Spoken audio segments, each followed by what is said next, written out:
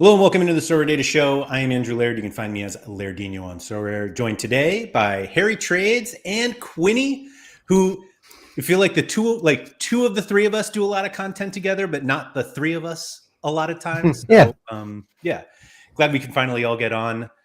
The topic for today is kind of an extension of a show that you guys did the other day that I watched, and I was just like, man, I should have been a part of this. And so I figured we'll just do it. So Quinny, thanks for coming on. Pleasure. Thanks for having us. Tried to invite myself onto the show on Friday. and then I was listening to it as I was walking my dog, and see when you were jumping through all the map stuff, I was like, what the hell's going on here? We're on Geo Maps. It's like, Yeah. Laird's lost control. So that's not fair, because that implies that I had control at some point and lost it. No, it was the chat dominates or owns that show. Anyway, thanks everyone for coming in. Sorare, Juju, JH, and Bob Franklin on the podium. You guys have a bunch of comments, but I'll get to them in a second after I welcome anyone. Germ, what's up? Johnny TH, Sorare Nils, Ben Johnson. This is a good one game. I spend money on this platform to yield a return. Oh, we'll see. Drake, what's up? Ben Plays, Sir Cumry. Harry, can you help me out with the rest of this? No Swift does. Good night. Oh, simple as that. Yeah. Holty, what's up? Steve, Shaforkle, John Andrews, Stefan. Parapress in the house. Way to be. Sora Holland, Malky, thanks everyone for coming in. Sorare Scout, Dodzilla in from Twitch. Harry Lates and Lairdinho striking. And it is my fault. It's certainly never Harry's fault. I learned this was Olak, I believe. I'm pretty sure I got a correction, or I got some help on the last, but I think it's Olak. Red or Dead, what's up? Scottish Bar Steward. Do you think they're watching like at the bar right now? Anyway, Agent Cooper, Liddell, Daniel Cooper. Was that different? Oh, Agent Cooper and Daniel Cooper. I never put that together. Vitor, what's up? And Rio. So thank everyone for coming in. Please like the stream, just because we just got started. So we're talking about spending money on Sorare today. And it came about because I was watching you guys talk about Quinny's New York City FC collection. And Quinny did what a lot of people probably should do, and probably more people shouldn't do. And he was like, how much have I returned from this collection? And Quinny, as you were going through it, I was watching thinking that and I apologize because I actually haven't watched the end, so maybe you guys got to this. But I'm not sure it's fair to judge a collection by each individual card. And that's not even to include the part that you just wanted to own those cards. And so I feel like that Sorare as a platform kind of gives us a lot of opportunities to like play a fantasy football game and collect the things we want, and like own the things we want and not necessarily sell them. Like there are plenty of things that I bought with that I just want to own, that I have no intention to sell. And it feels like the way that Sorare was like developed over the years, it was like own your game, which like really means like, hey, you can sell this stuff too. But sometimes you just like buy to own. And so that's what I was like trying to get out from you during that conversation about the New York City FC collection, because you were like, you've been a supporter since like the day they launched. It was the first cards right after they won MLS Cup. It was the first non-big head collection, cards from Major League Soccer. And even if you sat there and you were like, whatever you spent, and you were just like, I just wanted to fucking own these things, I would have been like, sweet, love it. So like when you went through that exercise of like, how much have you returned? Did you end that with like, I wish I didn't own these? Or it was just like, oh, okay. I kind of do have the mindset you're talking about with them, in terms of like, like I own them because I want to own them kind of thing, and everything else is not really on the thinking for it. Like with all the changes, I've never really thought about selling them, partly because obviously the value is nowhere near what they are. It's a key contributor, I'm not gonna lie. But the main reason for that was just more of it being like a really good example of like a likely worst case scenario for people in terms of like buying something kind of in season. So I know, though, I never bought them on the current game and in the current format, but you know, like you can kind of equate the price movement that they've had to buy a full collection of something in season and kind of watch it slide off when it goes out of season, and maybe some of the guys lose a bit of utility or whatever. So yeah, it was a weird one because when you're doing that kind of exercise, you are obviously putting all the stuff under the microscope, and yeah, it was mainly like I thought it would be a really good kind of bad example in a weird way, like even though like in terms of like the ROI perspective, but it's still like a collection I'm happy to own despite the cost. It's still something I get a lot of utility out of, despite some of them. Like I see Agent Cooper talking about Tinnerholm being. I've got about 5 or 6 blue X's in the squad. With any collection, that does kind of happen nowadays, really, unless you're buying in Champion Europe. So yeah, no, I would say I do feel that way, but it was more of a kind of exercise for like, you know, even if you did buy a full collection of something and the ROI of it kind of goes upside down, it's not really the end of the world as long as you kind of know what you're buying and you kind of love it, and it's not just like a random, you know, fleet of fancy kind of thing. I guess the way that I looked at it, and maybe this is just a little bit of me trying to convince myself that some of my collection purchases are, I don't even want to say justified, because I don't think people need to like justify what they spend their money on. You can like justify lineup decisions or buying cards for stuff like that, but like sometimes if you just want to own something, like, and you can buy it, like that's okay. And I feel like that collection, now correct me if I'm wrong, did you like deposit money to buy those cards, or was it just like you got a balance, or you turned cards that you would, like you talked about the absolute disrespect to Lucas Hinterseer over and over, by the way, was just stunning. Only because that was a card I owned at one point. And but so before you answer that, the way I was looking at it was, and the way that I've basically looked at my Ren collection, or the River Plate one, I probably like use in lineups a lot more than I do the Ren one. But the way that I look at it is like, these are things that I was able to buy or acquire because of what I've done on the platform. And so I feel like there are other people who, you know, have success on Sorare, withdraw, and then go buy whatever they want, signed physical cards, or literally whatever they want. And instead, I just burn my money on this Ren collection or other collections that I put together. And so I feel like the New York City FC collection for you, like I see that as like you were able to obtain this cool collection of a team you love after their title winning season, all of these jersey mints. And it's just kind of a reflection of the success that you had on the platform. And what you kind of have returned from that is almost like secondary to, like, it's almost a trophy of like, this is what I was able to do on this platform. Oh no, I definitely agree with that. I would say that is kind of how I do look at it in a roundabout way, because as card values go down, like for a lot of the guys that are really nominally, well, the whole collection is really cheap now, all of them on the secondary market, classic versions. So as like cards get to that level, you really need to have a reason for owning them and stuff like that. And I've never wanted to get cards that I wouldn't be happy with owning if their value went to like as low as they are at the moment. You know, I've just never, like, I need to like them. It's always been something that I've had to the front of my head with buying cards. As for how I managed to get them, that's pretty much the case. I think like I did all my depositing for Sorare during big head season. For the two big, you know, when we had big heads anyway. Sure. So probably by the time I was doing the New York stuff, I was like selling other cards that I'd had kind of maturing as like Rising Stars to Stars or whatever it might have been.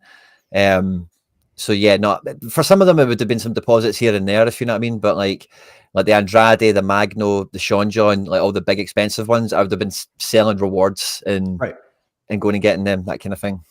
Which I think is, I mean, that's kind of part of the game. That like some people win rewards, they sell them, they withdraw, they buy whatever they want.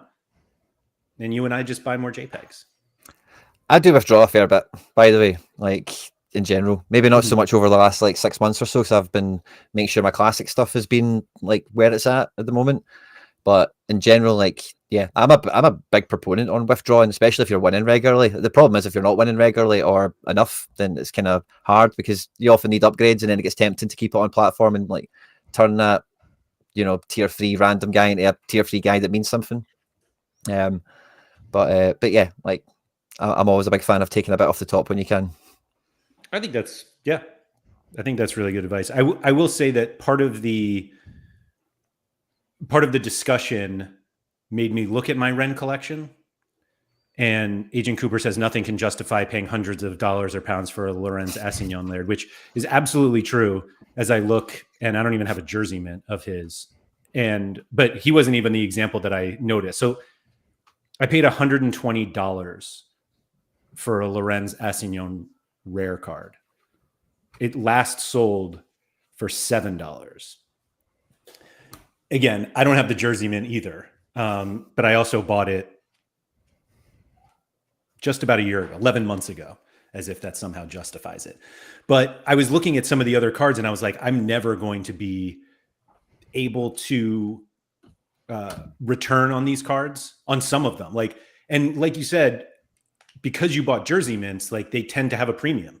And they have a premium, sure, because it helps you with collections, but also like if somebody else wants it, if two people want it, like the price is going to go up. And so while they like look like overpays, like you're kind of just paying what the jersey mint cost at the time. Was there much consideration of the fact that like the cards that do yield from that collection are more powerful because of the collection?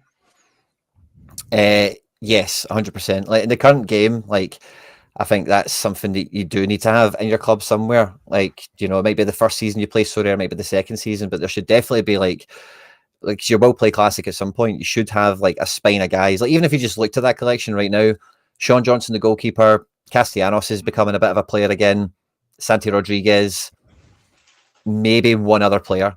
They're the main ones that work, and having those 4 guys on 15% right does kind of like make a difference in the divisions they play in. Harry, you don't seem to be one as like you were talking about your Urawa collection on that show, but like that one felt more like I just want these cards to have more XP, or was that not the case? I don't know. I can't remember the exact like timeline, but I'm pretty sure, Quinny, you did your collection before collection bonus was a thing, right? I put that together like in maybe the 2 months before collections came on, and I just felt a huge like, oh, thank God I did that now, because all the prices were going down as I was buying them. Like as you can see, with some of the ones that were really expensive, they got way more affordable not long after. But then when that kicked in, because it's like, especially Laird, trying to get jersey mints, like since collection bonuses came out, like people know what they own all of a sudden. You know what I mean? Whereas before, maybe people didn't give a crap, and I got some of them for a tenner, a fiver to shirt swap with people. So yeah, it was right before collections came out, and when it did hit, I was like, "Oh, yippee ki At least they're going to be that they'll have something to them now to show for assembling the squad as it was." So yeah, well remembered. Yeah, I'm trying to think back because mine was after, definitely, because I remember looking. It was around the time that Urawa went into the AFC or won the AFC Champions League or whatever, one of the cups, like the Asian Champions League. And there was a bundle on sale, which was Nishikawa and a couple of other, and they were all 1 of 100. And I think I remember telling one of you guys, I was like, they shouldn't be selling all the 1 of 100s in one bundle here. Like that's just stupid. And I remember buying it, obviously, and I had like 4 1 of 100s or maybe even 5. I had like the backup keeper, Nishikawa. I don't remember exactly who else was in there, but I was like, okay, well I've got that. Let me add bits to it. And yeah, you are probably semi right there. It probably was like, let me just boost up the Nishikawa. Let me boost up the whoever else. I didn't get Schultz until I ended up winning him a bit later on down the line. But the reason I bought that collection was I just saw a gap in Champ Asia. I kind of vaguely remembered like no one was playing Champ Asia at that time to where like it was just a thing. People played it, but it was at a time where for some reason it was just getting neglected, I felt anyway. So that's why I went in there. And then obviously they become your team, and you wake up at 6 a.m. and watch them and stuff and waste your mornings, Nishikawa conceding stupid goals. But it worked out well. Like I said it on the stream, but like I ended up winning Champ Asia twice in a row, I think it was. So like it paid itself quite comfortably. I won 2 Schultz, I think, back to back. It was no one in the prize pool. It was like Schultz and then like no one. So all you could win was kind of him, and he was obviously great at the time. But yeah, that was my first. Like, I think I FOMO'd into the 1 of 100 because I was like, well, I don't have any collection exposure, if that makes sense, because all my other cards were probably under 23 and they were all scattered across everywhere, region wise. So it never crossed my mind to do any of that because I didn't want to stack. Like, I never stacked in under 23, so I never needed to do it. I never needed to do that, the collection side of things in that sense. And yeah, Champ Asia was my first go into that, and I loved it. Like, it was my, it kind of got me hooked on, bringing collections into my squad and being a bit more open to it. Before I was just too like tunnel visioned, I guess, if you want to call it that. And yeah, I'm glad I did it. And it's quite, I mean, I don't have any of the 5%ers, but I've got a couple of 3s and 4s that do me well. And that it's nice because I can always kind of look into it and go, I still haven't bought him, and he's now moved to like Pascal Gross, for example. I have a Brighton collection. Should have bought him obviously before the season started. I didn't. I tried to swap my Aliash Garcia for him, but different story. And now he's like double the price. It's just little things like that. It's like at one point I will get him in because he is going to go on auto 3 or 4%.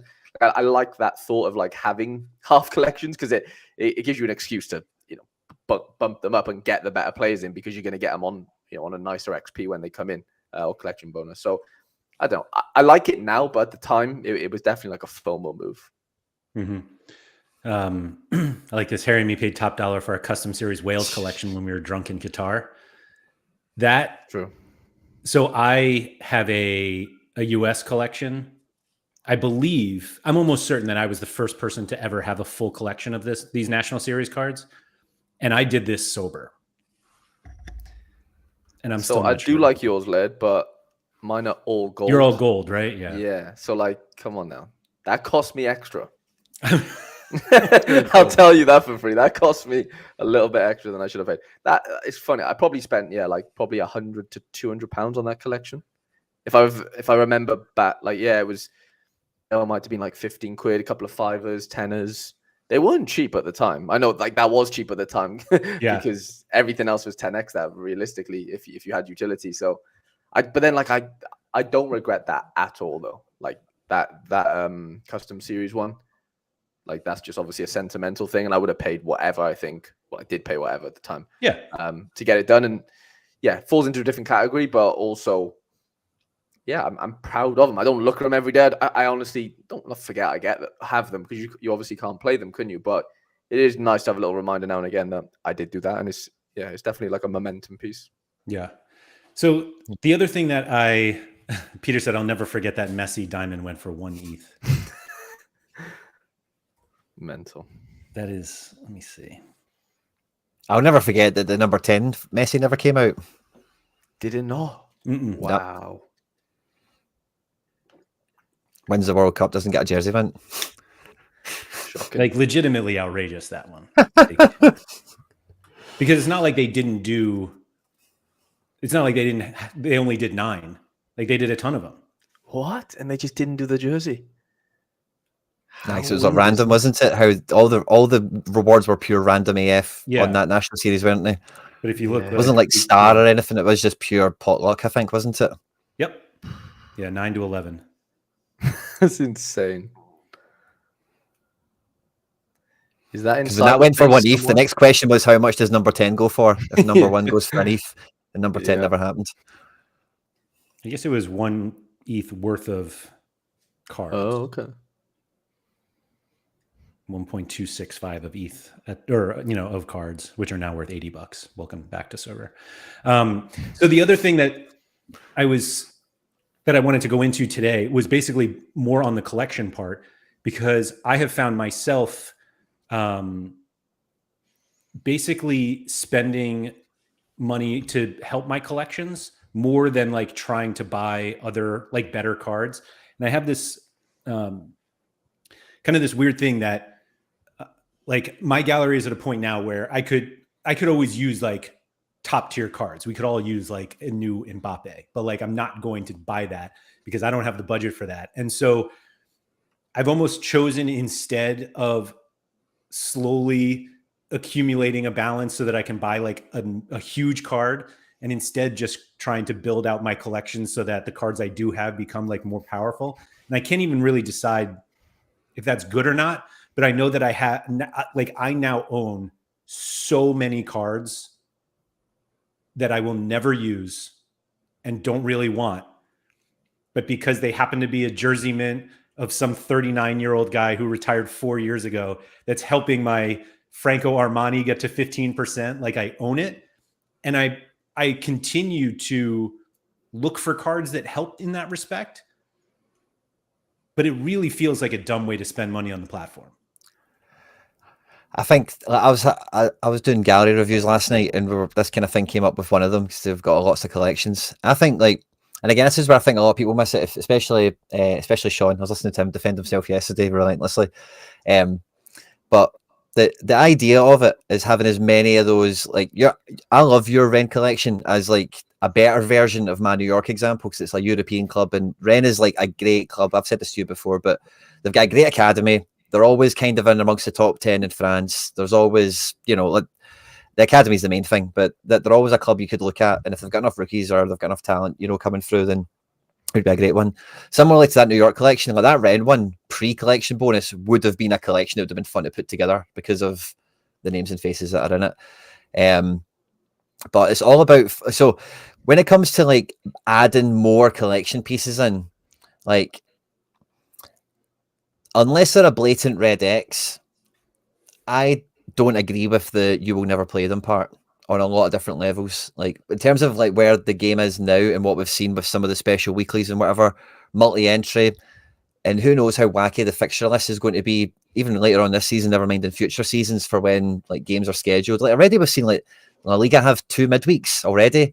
Ajax have had 2 games postponed because of the police. They'll have to play them at some point. Like, there's always things that will happen. And how many times have you opened up a game week and had to, Harry's phrase, gator guy your way into something?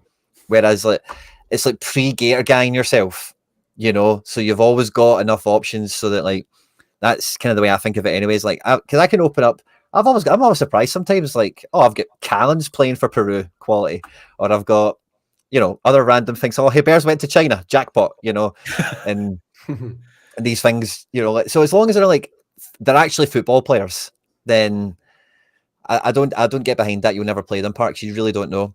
But there is a line to be drawn with how much you're spending at it to achieve the 5% or whatever. And that's where like the Sean part of it does come in, because if you're at 4%, like spending a level of money on no names that are like, you are going to use them as infrequently as imaginable, I would probably say, then it does become an opportunity cost on losing that money to not gain a new card that could help, like actually help, properly.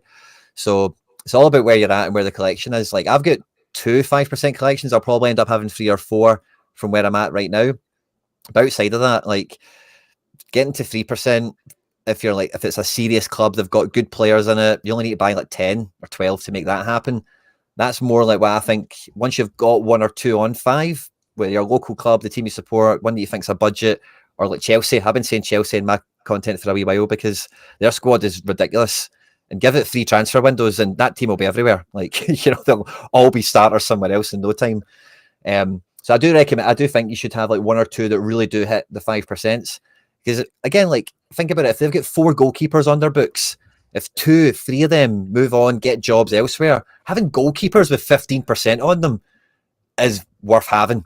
You know what I mean? Like, because they're so like in the mud with each other that having something like that can just make your 62 feel a bit better. It's not as meh as it is without the multiplier or whatever. But then it's like, yeah, being reasonable then after. Is this a 3% collection? Is there only like 10 guys in it that are actually worth having? I'll get to 3% anyway. But then everything over and above that, it doesn't actually make sense. Depends on what the club is and what else you've got. I think it's more of a picture you're building. The goalkeeper thing comment reminded me. So my River Plate collection, and I don't even actually have them all, but like, I've had Franco Armani since I started the play. Like, he was a referral reward, and it's been like the best card I've ever had. But like, Petroli starts, Bologna just recently started up again. Centurion, who I don't even have, just started. Like, that's literally 4 starting goalkeepers from a collection that's 4 years old. There are definitely ways to do it. I have found myself, like, I started a Racing in-season collection this year, and they have like, I think that something like 14 players under 20. And it's like, surely these guys end up somewhere, right? Like, that's what I have to keep telling myself. But it's the irony is that their starting goalkeeper's 38. But like, it is like a lot of people say like long-term scouting is gone. And I feel like collection scouting is just like, nobody talks about it. But maybe because there's this idea that if you get a new if you start a new collection, meaning a new season one, by the time it all pays off, they're all classic. And as everybody knows, classic is dead, so it doesn't even matter.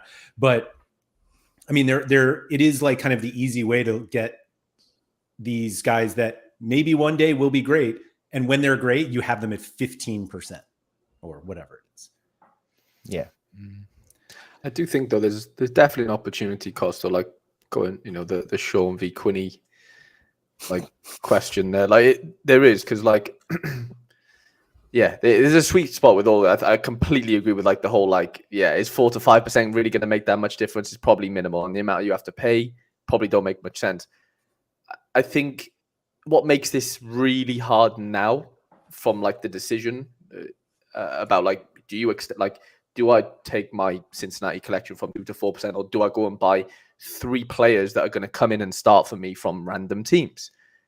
Because now players are so cheap comparatively. Like good players, £60 Van Dijks. So like you're almost, do you know what I'm saying? Like that's the kind of issue now you've got, because is it worth spending 60 quid on 15 duds to get my Cincinnati collection from 2 to 4 just to make a Costa from 14 to 16%? Or do I go and buy or do I go and buy 3, really decent, or do I go and buy 3 Rusnaks? Or like, do you get what I'm saying? Like that's the issue now, because it's just so accessible to do that other thing, which can yield you, or on paper, produce good scores now in the now. So is those 3 Rusnak scores better than, a Costa going from 114 if he scores 100 on the weekend to 116? Maybe, because if you're really high on the put, like that's the thing. Like Nep says, it only matters when it matters. When you are one point off, and you can't ever really forecast that. Of course, you'd rather be on the safer side and have it. But if the alternative's like, well, I could just buy 3 Rusnaks for the same price, it's like you obviously need the other players to facilitate those Rusnaks. Do you get what I'm saying? Like you need other goalies, you need other defenders to help it. But like that's the issue now. It's so easy to just go out and buy alternatives. So I think the counter argument is, at some point, having 3 6% Rusnaks is actually going to be worse than having the 16% or 15% Lucho when everybody has Lucho. Like it's going to be like, we see it now in limited, when like every lineup combination is possible. And anyone who wants to play any combination, you can do it because there are enough cards. And so that's when we see, like, when everybody plays the PSV stack, whoever has the highest collection wins. And like, that's what Nep says about his Arsenal collection. He's like, I have the highest XP on everyone. So in the weeks that Arsenal smash, I'm going to win because nobody can beat me. And I don't think we're necessarily there yet in most competitions, like in the Prem and Bundesliga and La Liga, because there are just not that many other options to play, because you're just limited to the cards that are in that league. There's going to be more lineup duplication. And when there's more lineup duplication, like, you want your cards to be as powerful, or to be more powerful than everybody else's. And the only way to do that is collection bonus. Yeah, so you're taking the longer vision angle. I'm taking the, well, Rusnak's on fire right now. Yep. So how many, I know there's only 8 game weeks left, but, hypothetically, what can I win with those 3 Rusnaks in the next 8 weeks? And like, where does that take me? Where does that snowball? Does that turn into a Buanga, or, that's the thing. It's so hard to forecast these things. Like, Nep mentioned it yesterday. Like, it's the content where, like, you kind of have to look back on yourself and go, okay, I did do that. I did buy the 3 Rusnaks, and this is what I won with them, or this is what I didn't win with them. Or I, did boost up my Acosta, and, he's now at 4%, and I ended up, podiuming, and it was kind of because of him. Or, it's really hard to forecast. But the issue is now, like I said, everything is so cheap. If you see a Van Dijk for 60 quid, it's really hard to say no, isn't it? If you need a defender in your Premier League lineup, compared to just boosting up a Costa that with like literally 5 duds or 10 duds that literally won't. They might touch the field for you at some point, but will those scores ever matter? Probably not. But like, it's a really tough one. It's really tough. Yeah, I guess I'm wondering, I'm not saying it's not worth buying Van Dijk for £60 or whatever it was. It's like, is it actually worth paying £85 for Van Dijk and 4 collection cards so that your Van Dijk is now more powerful? Yeah. That obviously that is a different question, but you'd have to, because like you said, you are eventually going to be up against 1,000 Van Dijks, and it's one of those where like you don't want to miss the bus. Like you have to be at the 2 or 3% bus. You can't be at 0 or 1, because most people are going to be at 4s and 5s, or a lot of people will be at 4s. Very few will be at 5, but there will be them around. You need to be on 2 to 3. Otherwise, like, you're just miles off it. Yeah. Kind of. I will say that for classic cards, and like we're obviously talking about classic Van Dijk being that price, like you can always make up the collection bonus. Like those cards will always be available. So it's not like for in season, obviously it's like, I don't want to say it's cheaper, but it's like you don't have to buy as many cards because they get, if you're first owner and all that stuff. But like I guess if you have a classic card and you're like, man, I really need this collection, like you can at least get to 3%. It'll cost money, but it's like fairly easily to get there. I think a lot of people in this conversation in general as well kind of think that you're putting the horse before the cart, in the sense of like the collection is the most important thing. Like the most important thing is the players in the collection, really. Like, like kind of off the back of everything we've just been saying for the last like 20 minutes or whatever. But like, I do think that some clubs like Cincinnati might not be like a 5% club where it's worth getting them to that. But like a Rennes or an Ajax, or just generally a Benfica, like having their full squad like is probably a decent play, as well as enhancing the key pieces that are in it. And it is all about the main things that are in it. Like Harry mentioned it with Pascal Gross, but like the way it is now with Sorare and with my gallery, like so I've got a lot of different collections on the go over the last couple of years. Like if I need something, I'll just go through all those collections and go, right, there he is, Daniel Wass, I need him, bring him in, and then he comes in with 2%, get one high enough level when he walks in the door, and straight away it's only a 2% one, but like I do that now with any position, and it kind of limits in a way kind of who you're looking at on occasion. And sometimes you maybe should just look at who is the best guy in the budget. Definitely think there's an argument for that, but I do think like the most optimal thing in general, everyone's kind of noticing now, isn't stacking, is going with like your best 5 that you can play. And when I play my best 5, nobody's below 13%. So if I've got like my best 5 who are at home, got a good game, and nobody's below 13%, then like, hey, as long as they'll bring above 70 plus, like I'll beat guys that have scored better raw points. Just fact, Yeah, not always though. Like if they score, there'll be people behind me in the leaderboard that have scored more raw. Definitely. Yeah, for sure. But like if Guardiola's brought in 70 on 13%, that doesn't matter. If Hakimi's done 90, do you know what I'm saying? Like, it doesn't matter. But again, see, the thing I hate about that is like, where are all the Hakimis? But because it's not as if like if Hakimi hits 90, like how many of them are you actually against in that division? How many of them had a DNP? Yeah. How many of them are in a division below? How many of them are, so like it's always the sum total for me. I think it's the most important thing. Like, yeah, realistically, when you look at Sorare data at the end of the game week, the best thing is you look at who was the highest scoring players, and you've got the highest scoring keeper, defender, mid, forward, or whatever. But as long as you're in the top 5, top 10 for like enough of your players, like I hate that argument, to be honest. Just personally, it doesn't really mean much, because if they're all in crap teams or DNP lineups or the special or under 23, and like Guardiola, like for example, to use that one, like he has under 23. So if I'm playing mine in champ rather than under 23, there'll be, he's got the chance of outscoring a lot of people. And again, I might be one of 4 that's played in that division. But yeah, it's just a wee pet peeve. I mean, that's all. I get it. Like, at the end of the Well, I day, think we're all it's- trying to score the most points. Like, surely. Right. But that almost assumes that there is another lineup that is 4 of 5 of Quinny's lineup, like the same Right. 4.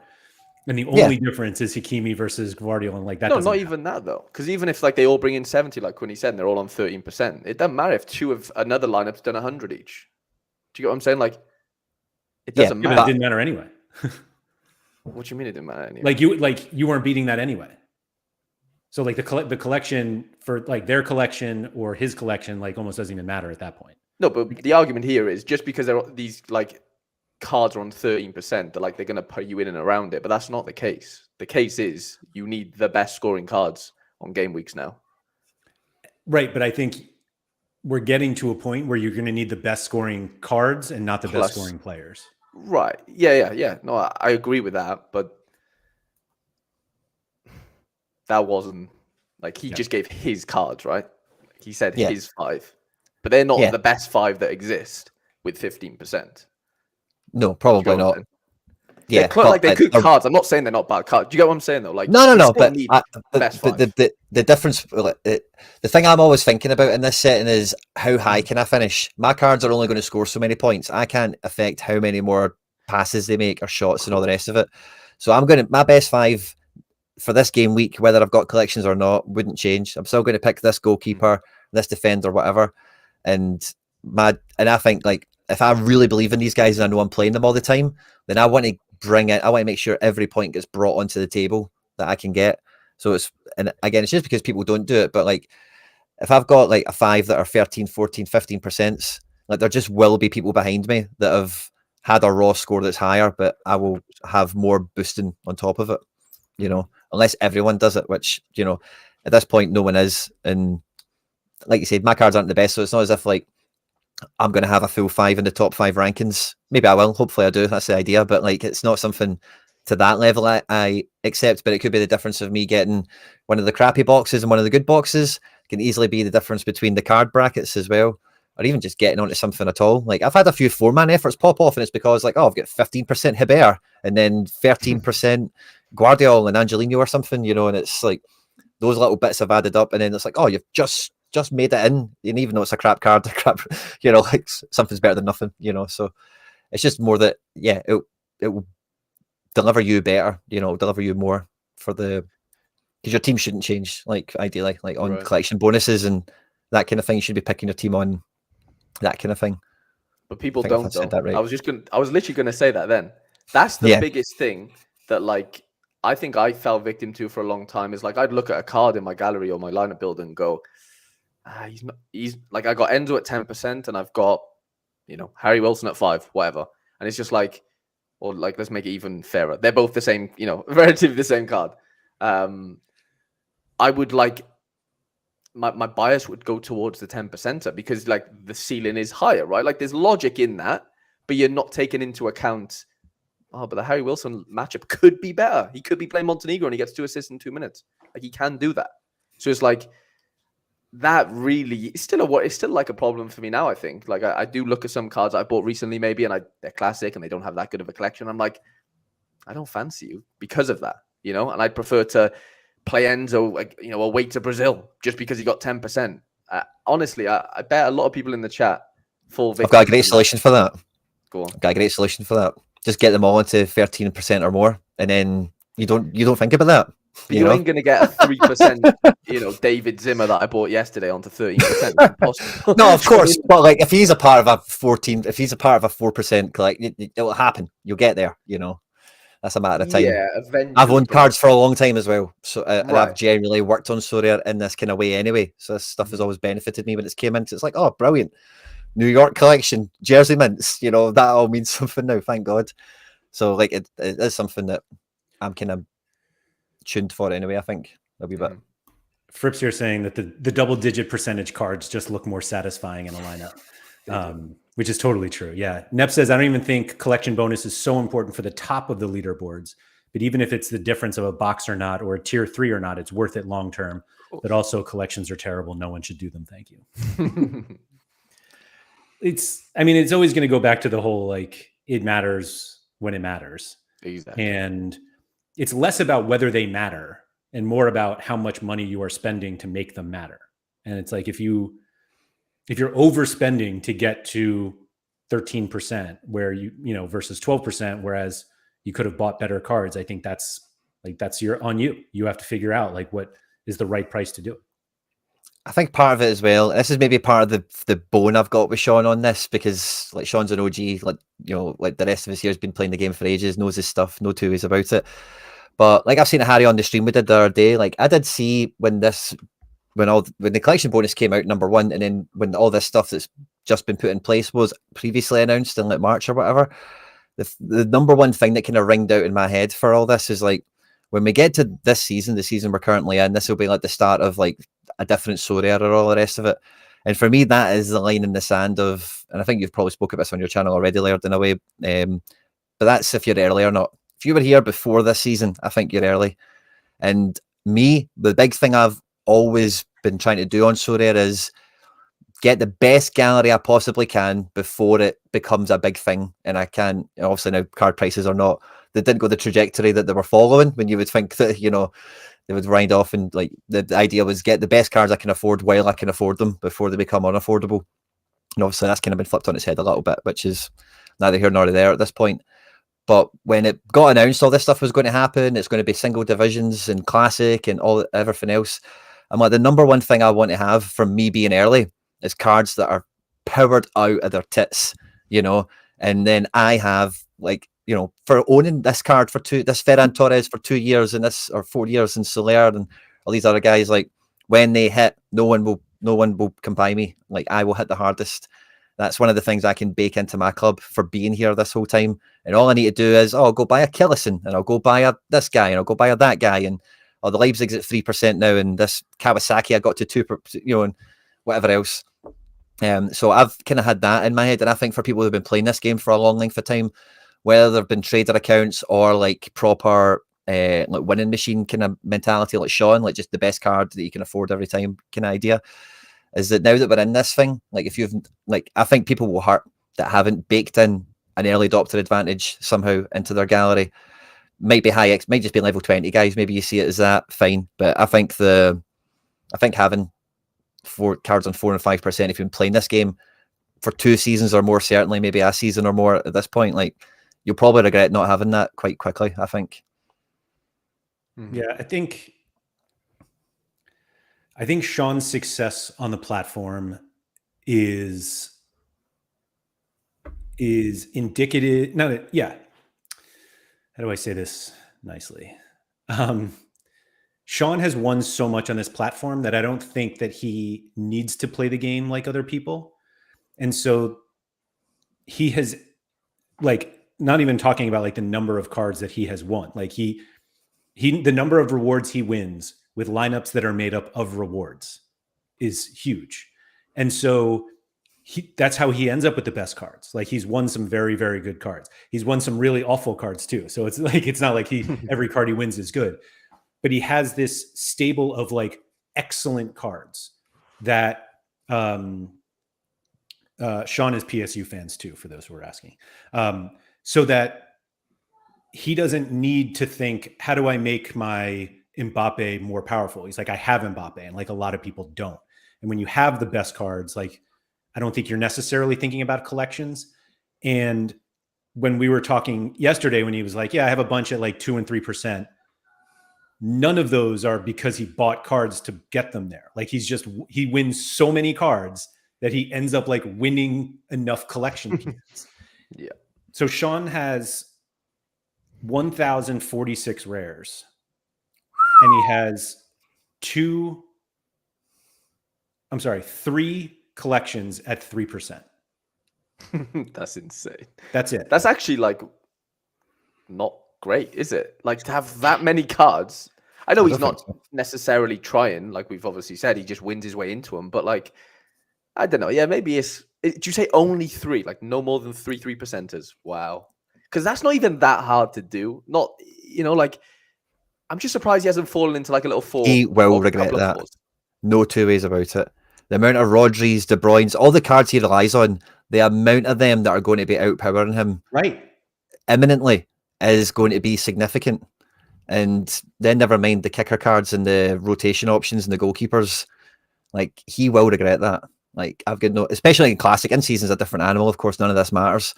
But like, Classic is where your 1,000 cards are playing, you know, like, I don't know. This isn't but it's just, but that's why I've challenged Sean a few times when I've been watching the show and I've been in the live chats. I'm kind of like, mate, come on, man. Like, don't sell this short. You know, like, you've been kicking ass on this. Don't miss this. He's had this much success so far, and so there's no reason to think it wouldn't just continue forever because he has the best cards. It's less prevalent though at Super and Unique. Like that is agreed. But have you seen Pranksy's strategy for Super Rare and Unique? For sure. Like, yeah. He's making himself Teflon. Like, you know, it's hard to get into those divisions before, but he's got 6% spread everywhere, you know? Like, he's Teflon. Yeah, no, I agree. I definitely agree. I think he's a reason people don't play those scarcities. Mm-hmm. Yeah, he's a gatekeeper for sure. Right. I was looking at the stats earlier as well because I mentioned it on the show me and Harry did on Sunday, but I've never owned this many rare cards ever. You know, at any stage of my Sorare gallery, when I bloated it up, whenever I've sold stuff, changed around, did blah blah blah, anything. Because, like, yeah, the collection is a big part of that, obviously, but it's also the 3 lineup thing, which I think a lot of people miss on this as well, you know, because again, like, if you think about collections, you think about the kind of the dreamy kind of part of it, like, oh, I love Celtic, so I've got 4 seasons of Celtic. It's more about, like, you did some great content on the timeline the other day for this, but, like, you know, I want to have 3, 4, 15% Kyogos, 3, 4, 15% Carter Vickers, etc. So then, like, every one of my teams should be as difficult to surpass as possible on the leaderboard. But that is like the hardcore, like, big team in a small league or fan situation.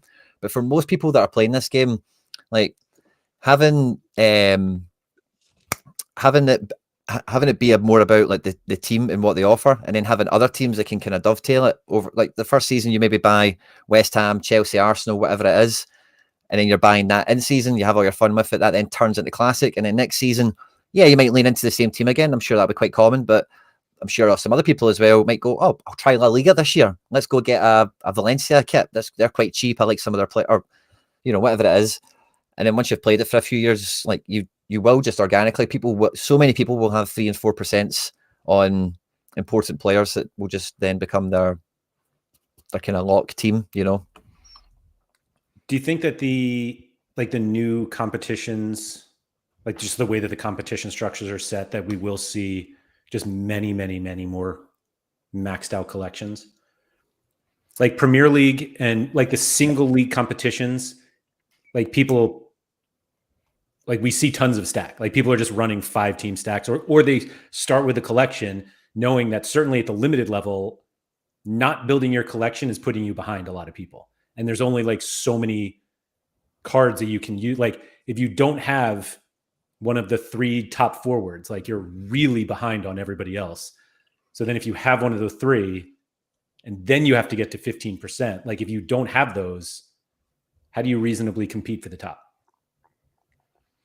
You've got to pick cards from different, you know, differentials. You've got to pick the Rusnaks up, and you do have to go 4-man of some team and 1 of another, like 2 and a 3, whatever it is. Like, you do have to be a bit more inventive with it.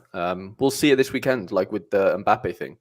Like, I know it's different and they're commons and whatever, but, like, a lot of people will be running City and Liverpool stacks because they have stellar fixtures, and it's probably going to be Alisson, Trent, De Bruyne, Haaland, and whoever for the extra. And it's like, well, you ain't never going to win, you know, if you pick one of the most popular stacks, because somebody's probably got it. And I mean, this applies to that Mbappe thing. Obviously, there's limited cards as well, which can be even more powerful, so they get even dicier. So, like, that is where the whole, you know, trying to come up with your own spin on things and your own versions of really good scorers in different funkier teams and all that fun stuff. And that then, you know, trickles down to, or up to like Classic and all that sort of stuff. But I do think the regions affect it in some ways. Like, you know, Quinny mentioned, like, he'd prefer, let's say, to have a rain collection because it's champ. And the dovetails, we mentioned it, didn't we, Quinny? Like, the dovetails just do end up falling better because they're champ kids in academies, and they're just better than kids that are playing for most other leagues for the most part. Obviously, you've got like your Salzburgs, you've got your Celtics. Like, there's still some very powerful teams elsewhere, but like me buying a Japanese team, you're gonna get one card out of it, and it's Ito that's gone to Ghent. Like, you ain't gonna get 5, 6, 7, 8, 9, 10 of these like elite cards. I know you got the Kawasaki one, and that one was pretty good. Like, you probably got 4, 5, 6 cards out of that are like doing well, Matoma and whoever. So like, it can happen, but I think if you are gonna like advice for me now, like if I was looking back and telling myself, it'd be like, go and buy, to play it safe, go buy champ collections if anything, and if not, go buy Salzburg, because they've got a wicked academy, and in 3 or 4 years that's going to turn out well. It's hard to have that foresight at the time, because it's all about winning in the now, isn't it? Like, that's the issue with this. Like, they counteract each other in some ways. Like, collections are great, but you only end up, you can obviously yield from them in the now because we have in season and stuff. So you have to make sure that collection you're buying has good cards in the now. And then it's okay. Well, those in the now the cards that aren't in the now, but they're in the collection, I've bought them. They need to become good in 2 or 3 years when I'm in classic and I'm, sort of flooded with other good cards. At least I'm at 4 or 5% to where like I can put, you buy a 30-man team, 25, you've got to hope that 10 of them are like usable. And I mean like usable in 2 or 3 years time. Otherwise it's a bit like, you've kind of just, it's hard to say overspent because you don't know the wins in the in-season, but do you get what I'm saying? Like, you want some substance out of it. Leipzig, Salzburg, totally. Like there's things you can kind of follow, and it doesn't take a rocket scientist to work out that like they are going to produce other good players over the years if you buy this season's collection of Salzburg, So like, there's definitely that element to it as well, which maybe isn't baked in as much because of the whole in-season classic thing now. Because like we mentioned it, didn't we, later? Oh, and definitely with you, Quinny. Like, I remember saying on a bit of content before in-season came out, and it was like, why would you buy Arda Güler this year? Really? I know there was injuries and he's played or whatever, but like on paper, he shouldn't really be in that starting 11, let's say, looking back. And he hasn't really been, but whatever. Let's say he's just riding the bench all, for the whole season. It's like, why do I waste 150 quid on Arda Güler? Because like, he ain't going to play for me all season in this Real Madrid stack. Do you get what I'm saying? It's an awkward one because of the collections, and eventually it'll be amazing. But it's like, do I bother paying 150 now, or do I just wait to the end of the season? The obvious answer is probably wait to the end of the season. But there's injuries and there's, changes. Brahim Diaz is mince. Diaz playing ahead of him. And, it's just like, you can't forecast a lot of it. But that was the big worry, wasn't it? I think before the start of the season, it was like, why would you buy these under 23 guys that like, we know they're going to be like elite, but like, why? Like, what's the urge to get them right now? And maybe it is collection bonus. Maybe it is. And again, another part of this I think is kind of under served or whatever is like, see, like the worst players in your gallery. The worst players in your gallery at best become team 3 options. And for most Sorare managers out there, your team 1 is going to be where you put all your energy. And if you've got a good team 1, by default, team 2 should be pretty good because they're guys that maybe didn't quite make it and you're less certain on them or whatever. But for most Sorare managers, team 3 is going to be a pick and mix of anything. Like guys that get games, like you mentioned Arda Güler there. So many of my team 3s have had subs in them. And I don't mind it being like an attacking sub. If it's like team 3, it's the only guy that's got that's PSG against Brest. Can't get off the bench is better than maybe that guy starts and maybe he comes off the bench. Well, he's fucking crap anyway, and so team 3, unless you've got like a super team, you've got a big budget, you've got a huge gallery. Team 3 for most people is going to be, and again, like Güler away from home to random crap team. Looks now that he's off on the bench, that's the best he's going to be now. But that's the best that, so like, again, a lot of the stuff we've been speaking about tonight in terms of like the crap guys in your collection today, tomorrow, next season, whatever.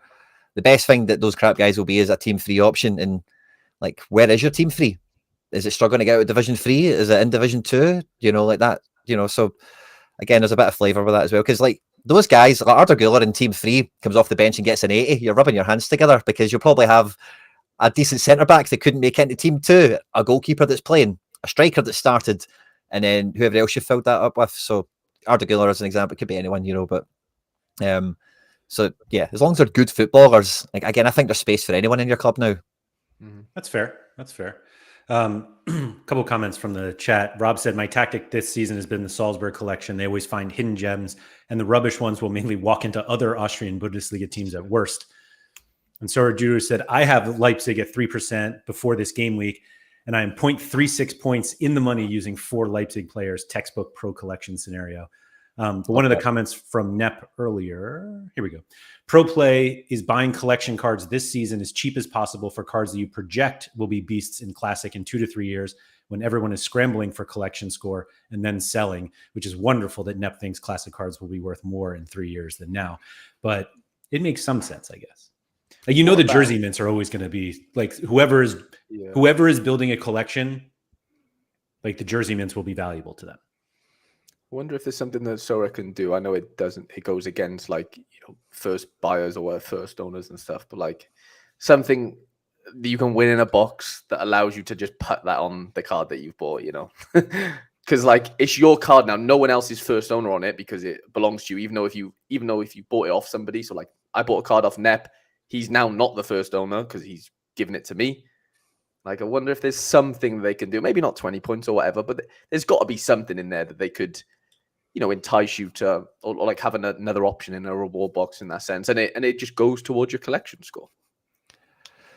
I don't like anything artificial touching collections at this point. I think it's live by the sword, die by the sword. I buy the guys in season, and like I've been getting I was going to mention this earlier in the show as well, but it became less relevant. But I get Hannes Wolf this weekend for £4, and if you look at Hannes Wolf's price this season, that's a great time to pick him up. He's still got a couple of games left.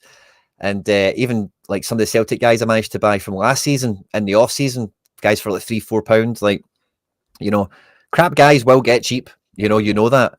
But yeah, maybe I would say I don't want anything artificial coming into collection bonus to help make up for it. If you want first owner on people, you're going to need to keep your eye on stuff in the in the off season, instant buy pricing coming down or an auction happening. And just try and because yeah. But the issue with that Nep thing is, though, because they're classic cards, they ain't going to just turn over to 5%, are they, if he went to sell them, even if they were beasts. Do you get what I'm saying? Like, unless you've got 1%, if they're like first jersey mints and one-offs, the 5% isn't going to go over to the next person, is it? Do you get what I'm saying? Because they're not going to be first owned. There needs to be enough points on the board. Like my New York collection is 1,000 points. So if I sold my NYC collection, even though you lose like 26... 10 points for 90 days, that would transfer as being 5% because it's got so many points in it. So yeah, it matters on the score. Some clubs that somebody mentioned before, Korea, have got 70 players. So it depends on like the count and the stuff like that, I think. But yeah, you're right. It's not a guarantee. I'm going to touch on that in a second. So do you think first owner should apply if you reacquire a card that you were the first owner on? Yes. So thank you, Quinny. So I definitely do.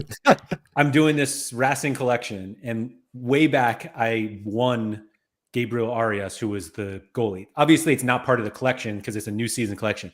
Like you can play the one old card, and so I was like, I noticed one of the traders had my card, and I was like, maybe I should go get it back. This card, I'm just going to show you. So you can see that I won it, and how many people have taken put their greasy mitts all over it. What do you think the XP on this card is right now? Ooh, this has been absolutely bought gangbanged, hasn't it? I was going to make some sort of annoying joke, but then he's beat me to it. So Pug Trader has owned it twice. Pavel has owned it 3 times. Oh no, I'm sorry. Dirty. So the worst part is I was going to buy it from Pug. Like I was going to buy it here from Pug. Okay. It's been traded 5 times since then, and it was August 20th. Wow. I'm saying 0. Level 1. Yeah. Wow. I can believe it. 36 man, poor guy. Got to start all over again. It's got 201 XP right now. Jesus. I don't even want the card anymore. I'm like, it's been touched too much. No thanks. It's been passed about. That poor card. But I was going to say something else. I don't even remember now. Oh, I do. What's your draw to completing collections? Because somebody was mentioning, like, once you get to 5%, like, there's no point in doing it. I only buy if I get to 5% and I've not got cards, it's because I have deemed those cards at, like, nothing. Like, they will never play. Like, they will sincerely, like, never get there. But I think people are too sweeping with that. Like, if you look at the Celtic collection I've got from the first season, I've not got Barkas because he's a bit of a, we don't like Barkas really in Glasgow. And then the other two guys is Owen Moffat, who is in maybe the second division of Scotland, Johnny Kenny, who's in Ireland playing football. And then Golly, we don't like him in Glasgow either. It's a long story. I won't go into it, but those two. So I don't own him. And I think that's it, So I've even gotten a Jetty recently because he's been slaying it in Switzerland. I didn't have a Jetty until he was, because if you look at him before that, it's like he's never getting any team. So I don't have the Girona collection as well. I've not completed yet. I would probably like to complete it, but I probably won't. So I don't have much of a draw to complete any of them. It's a lot of compulsion or like OCD stuff or anything like that. If it is like 2 or 3 cards at the back that are just like absolutely fucking pointless or too expensive for what they are, then I'm happy to leave them behind. But like if I get to 4% and like there's somebody still, or 5%, anything, if I'm still looking at that collection and thinking he could be an option for team 3, he would make team 2 better, he could possibly be a team 1 level guy, then I'll always consider them. I'll always try and bring them in, I think. Sorry to cut in for a second. Josh Excels pointed out that Arias card has 201 XP and has had a boost applied to it. That's funny. But yeah, it does feel like there's a lack of celebration for completing collections. Yeah. Like I have a completed collection that I'm second on the leaderboard, which actually infuriates me because I'm the only one who has completed the collection. But like it does feel like they've just kind of forgotten about them of like celebrating collections. It was just like, oh, you've got your collection bonus. You can be happy about that now. And there's very little, like I'm adamant that I'm going to complete this Ren collection, which I've just decided long ago is just where I'm going to light my money on fire. But like, other than that, there's not really a push. Like I have an in-season Midtjylland collection that hit 750 yesterday. And like, I'm like, I'm good. I don't need to buy any more of the crap card. Like there's no reason for me to like keep going because I'm not going to even if I get to first, like who cares? Like the fact that there is absolutely no known benefit to being at the top of the leaderboard at any time, just like it stops me from wanting to do it. Didn't they give shirts and stuff out at one point, or was that in season? They did, but like my point is like because there's nothing upcoming. There's no announcements. There's no like, oh, this is what happens when you get a complete collection. Like there's very little incentive to do it. Yep. Do we think that if there was an incentive, does that increase? Like, does the floor of cheap rubbish collection cards, red X's, does that raise a floor of some sort? Depends what the prize is, right? It depends what the incentive is, but I don't think it necessarily gives those guys more of a price, but it just gives them maybe some actual liquidity. Like somebody will actually buy them now, for some sort of price. If you've been listening for £4, nobody's been buying them.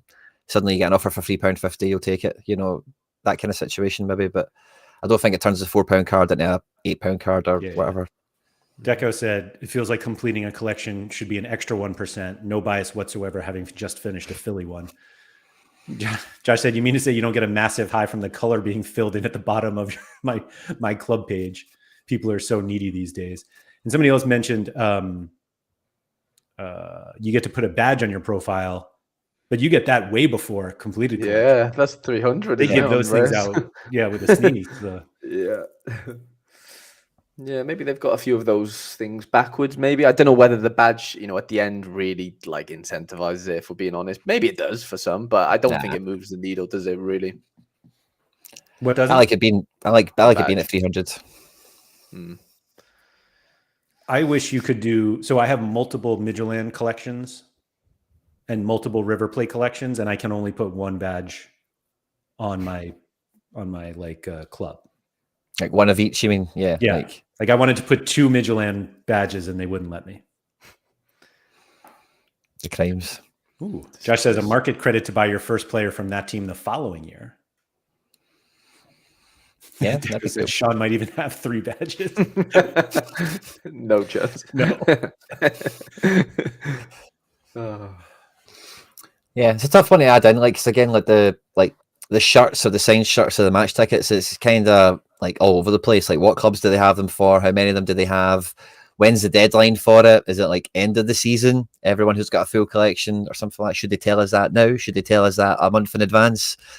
You know, but yeah, I definitely think like compete the motivate giving the market a motivation to complete a collection would be smart for them. But I do think like nowadays, like with the way card prices are, like really like, a lot of these like bottom of the barrel guys, like especially when there's no more football and they are like not playing, they will get really cheap, you know. So there will, I think they'll probably sell a wee bit anyway. But yeah, it would. How much would a difference to them would it actually make? Is kind of what I'm saying here. I'm not too sure. Are they even going to have that many cards left to sell? Very good point. Very good point. It feels like we're all kind of waiting to see the day where it's like, right, that's it. They've actually sold. They're sold out. They're sold out. Put the sign on the window. Sold out. No more Mbappe's. That's it. Go. Come back next year. Sorry, they're sold out. They're gone. They were in season. You just look through it, Laird. Just look through it. The world revolves around fruit. They were in season. They were picked this morning. And now they're out of season. You wait till next year till the harvest. I can just imagine like them just growing the cards over the off season, spraying them with all the the parasite sprays and ripen them. They spray something different to make them limited versus rare. Yeah, no, these are growing too fast. We got to pull these they're going to go over 100. That's the game jam that we always were looking for. There it is. Yeah. So rare. Nicholas is a farmer. Yeah. In the south of France. Oh. Maybe that's what Essence is. Maybe it's just different colored wine. One harsh winter and your card is delayed. We've already had a few of those harsh winters that got cards delayed, I think, you know. Like PSG always come out at Christmas, didn't they? Like PSG just didn't send the pictures in for months. Captain Junito for me, Laird. What about you? Oh, yeah. Yeah, nice. Off the bench, of course. Have you seen his new picture? It's amazing. I've got his in-season card. I can't wait to open it on Thursday. He literally, oh my God. Wow. That is going to look so amazing. He's straight out of an anime there, isn't he? Yes. Yeah. Like it's his final battle. That's his face, final battle face, isn't it? He's coming up against his nemesis. He's like, well, why aren't you starting me for the national team? MLS Sorare Scout said, I literally created a spreadsheet called the Essence Farm this week. Farming is in the air. You can use SO coins for a pesticide boost. Looks like a Power Ranger. Anyway. Yeah. What do you think about the animated cards? They're going to be some crack as well, aren't they? Like when Harry's talking about opening that there, like it said as well, there'll be a different animation for it. So I'm expecting fireworks and stuff, you know, and I guess the animations will be the cheesy stuff they use for Sky Sports or whatever, but they're just similar to the celebration cards we got last year. You know, they're just like things that they do on Media Day for the TV companies, and Sorare's got the file and they've just went, let's stick on the card. Like, you know, but like it's going to be like Mbappe walking forward and giving us one of them, isn't it? And then, you know, we're going to have some cool stuff, man. It's going to be amazing, I think. For whoever gets it, anyway. Yeah, I think... Do you think you'll get... Like, how many in-season cards do you guys have? Like, do you think it's going to get boring after a while, like, having to open up each one? Oh, no, it's not going to be boring. No. I agree. I was saying as well, like, you know, this is going to be the most viral day ever on Sorare. Everyone is going to be opening up packs at the same time, like copious amounts of them, depending on what scarcity you play, how many cards you've bought or whatever. The timeline is going to, like, it's going to be impossible to keep up with. Everyone will be opening it, like, look at this. And there's going to be an animated walkout or animated, like, one of the 10% special editions. And the holo ones as well for, like, and the holo ones, by the way, like, I'm sure they'll look really good. But the list of players that they picked for it was too sweet. I thought they did really well with both the 11s that they picked, you know, the Sorare OGs and then the kind of the best of both worlds. They're a Sorare powerhouse, but they're also like real world top end players kind of thing. Did we see, like, has anybody looked to see if those cards got more expensive? Like, did people go out and buy them? Cara Vickers moved for sure. He did, yeah. Yeah, I had a few instant buys. I don't think it was many, but like 2 instant buys changes it by like 50%, you know. I have no idea what he was on. He's the one that sticks out to me. Like, why was he on the list? A bit premature for Cara Vickers to be like an OG of Sorare, isn't it? Although he's been a bit of a mainstay since he's. But saying that, the Celtic are in their 4th season, like, and he's had this card every year. So yeah, I do agree, but I did think maybe a wee bit of Celtic lip service here. But I'll take it. Van der Voort as well. Van der Voort went up. Let's see.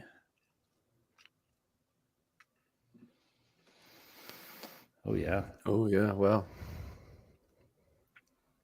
Martin definitely deserves one, and his first one in Leipzig, you know, as well. That's quite special as well, since he's finally grown up and became a man, moved to the big leagues, you know. to warm the bench. Yeah. Who knew becoming a man meant no more game time? Not working anymore. Yeah. I thought you got a job when you became a man. He's living paid more, less work. I mean, he's doing it right. So he's like left school and now he's became an apprentice. That's kind of what's happened, isn't it? He's in 6th form. Yeah. Less classes, you know, just less to do, less responsibilities, and yeah. Oh yeah, legends are back. Yeah. Oh. For 1 game week at least. Do you guys have any legends? No. Never been cheap enough. Been close to buying a Veron a few times because I love Veron. That's how much is a Veron. How did you never have a New York City FC Pirlo? Just never really got around to it. Worst part of his entire illustrious career. Yeah, I just never really got around to it, to be honest with you. It is an odd one as well because like the actual legend from that New York City era is David Villa, who's a Valencia legend. And like you've said it before, but all his career, like he was great for Valencia, but like Barca, like NYC, is he still top goal scorer? Maybe not, but like he was a bit of a hero for the club, New York. Surely. Yeah, probably, yeah. But yeah, so I would have bought it. I mean, I owned a Pirlo, but I would have bought a David Villa. It's the only shirt, like New York City FC shirt I have is David Villa. Aye, legend, man. What a guy. Yeah. Veron limiteds are kind of fine, but I always look at the rares. 40 quid for a Lazio midfielder, just to trade him. That's all he's for, you know. Right. Well, no. Now you have 1 game week where you can. Yeah, but I'm only going to play 1 legend, and there's going to be psychos out there with 3. You know. Ben's asking if we plan on having animations visible on Sorare data. I bet they're not visible anywhere but on Sorare, just like the 3D stuff.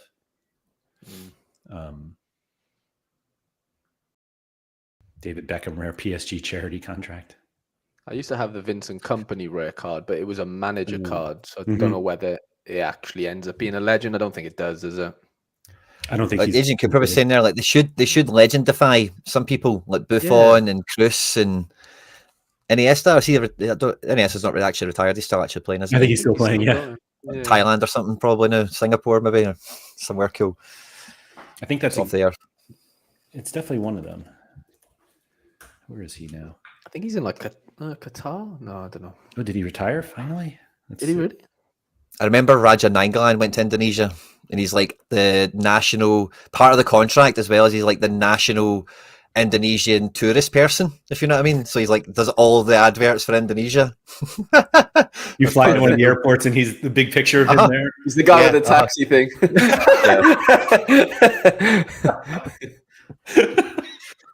Like visit Indonesia, all that caper, you know, as well. Iniesta's in the UAE, or he was last year. Yeah. I'd Tell you what, Indonesia got a team and a half, by the way, now. Drew 0-0 to Australia this morning. Oh, Martin Pice, yeah. Any chance he doesn't make it home in time for this weekend's game? Asking for a friend who owns Jimmy Maurer cards. L1500? Like, what are we doing? Let's go. They were supposed to sell him too. Germ says it might be Jimmy season still. Just in time for Cap 270 with his 100 L15. Is that what we got this weekend? 270? I think so. Fun. I think so. Agent Cooper says Valderrama's the only MLS legend anyone needs. I would highly disagree. Highly disagree with that. Robbie Keane, maybe even Clint Dempsey, like proper, like imagine they had Sorare cards. Like they would have been frightening. Clint Dempsey especially. Seattle Sounders. Villa was great. Villa. Like, does straight anyone up, want he to? was phenomenal in Major League Soccer. Anyone, I guess? Dallas don't play for a week, says Jerm. Oh, great. Who's that? Dallas don't play this weekend. Oh, fuck. Jimmy season's over. God dang, that was short-lived. Breck Shea, end of argument. Is that Fripp's burner account? Must be. MLS Sorare, definitely. Somehow there are multiple people who love Breck Shea. Anyway, did we forget any ways that we've just lit money on fire on Sorare? No, we've covered them all. No, we haven't. Yeah. There's obviously other ways. Like what? I'd have to think about that. I mean, I wouldn't say that you are lighting money on fire, but my favorite are your like Iranian U23 defenders that you buy for one game week for. So weird you said that, Lib, because he's the first player to play for me today, but he got injured last week, so I had to do some serious Twitter digging. Oh my! To find out they play in 40 Do they even minutes. have Twitter in Iran? No. I actually followed 2 accounts today and DM both, didn't get a reply. But there is like dedicated, Iraq football to like 20,000 the Iraqi? followers. Yeah, Iraq. Yeah, Oh, sorry. Yeah. They play Kuwait. Yeah, Kuwait. Yeah, but Iran are playing right now against the UAE. If anyone cares. Can't say I come on. do. Taremi and Jahanbash and all the boys. Jahanbash. Wow. All right. Well, good luck with that. Good luck with that. Agent Cooper saying I need to buy Mathis Tell, which is one of the 4 cards I'm missing from my Ren collection. You're missing good cards, which is the hard bit for you. You know, there's no duds left, and you've got the duds. You know, you've just got pieces left. That's not true. The 2 goalkeepers I don't have are currently rehabbing torn ACLs, so I'm trying to hope we can get those 2. But yeah, Tell and who's the other one I'm missing? Guarassi. Not cheap. Not cheap. And I don't even play like Bundesliga. I barely play Champ. That's the worst part, is how little Champ I play with a Ren collection. But anyway, thank you to everybody for coming. If you could please like, subscribe, all that good stuff. Shout out to this guy right here. Hey. And I'll be back. Oh, so tomorrow, I should say this for everybody here. Oh, actually, before I talk about tomorrow, we've got 167 people here, 48 likes. That's just disrespectful. That's all I can say. So let's fix that. Tomorrow, there will be a show. It will not be live, and it'll be up around noon Eastern-ish, 5 o'clock in the UK, 6 o'clock Central Europe.